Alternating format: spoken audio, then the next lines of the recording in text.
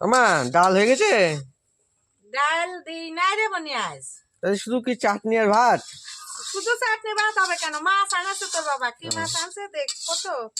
বললো মাছ আনেছে। চাটনিটা ডালিয়ে নিয়ে কড়াইটা দিয়ে উনুনের পর দিয়ে তারপরে দেখছি কি মাছ আনছে। বন্ধুরা আমি যে মাছ কুটতে বসে গেছি, তাই যে লাটা মাছ নিয়ে এসছে। তা লাটা মাছ দিয়ে দেখি কি রান্না করা যায়। তো বন্ধুরা তাজা মাছ দেখো, যদি জোরে না ধরা যায় তালি মানে লাপাইয়ে ছাই মাটি গায়ে জড়া দেয়।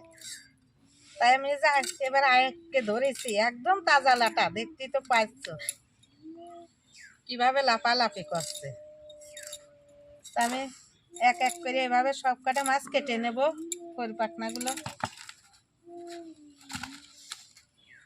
এবার মাছটা সুন্দর করে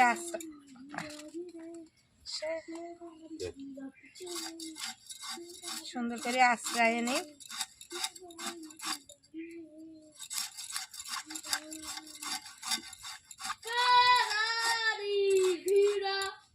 চোয়ালটা এভাবে করস করে কেটে দিই।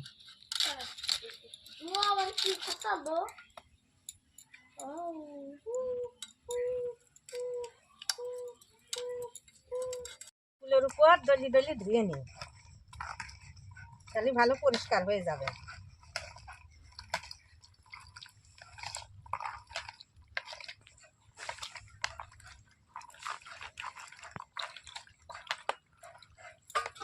বন্ধুরা আমি লাটা মাছ ধুয়ে নিয়ে চলে এসেছি। এখানে মাছ ধোয়া আছে, আবার এদিকে নতুন আলুর এই যে কাটাকুটি করছি, মানে লাটা ভাঙা করব। তাই ভাবছি যে আলুগুলো ছোট ছোট করে সুন্দর করে কেটে নিই।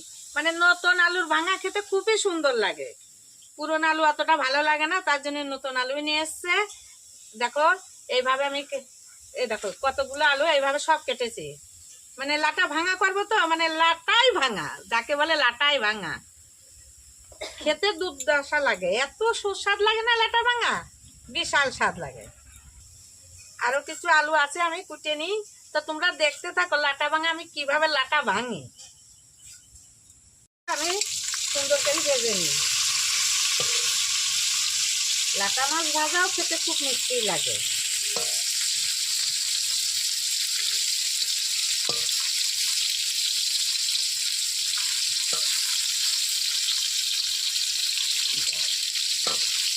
একটু লাল লাল করে ভেজে নেব।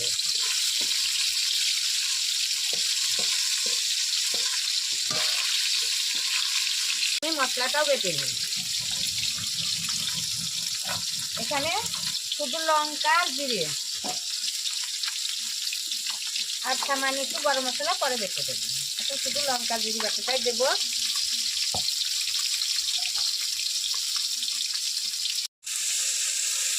সুন্দর করে এভাবে নেড়ে চেড়ে ভাজা করে নিতে হবে।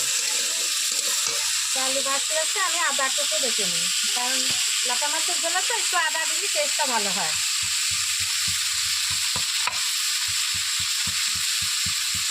যে লাটা মাছের ভাঙা নিয়ে এসছি, মানে সর পড়ে গেছে ভাঙাটা, লাটা ভাঙা।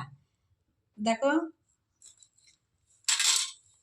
এই যে লাটা মাছের ভাঙা কেমন কালারটা হয়েছে, দেখো সুন্দর কালার হয়েছে। তাই যে এদিকে ভাতও নিয়ে এসছি, তা এখন খেতে দিয়ে দেবো। তারপর মশাইকে আগে আমি ভাতটা বেড়ে দিই।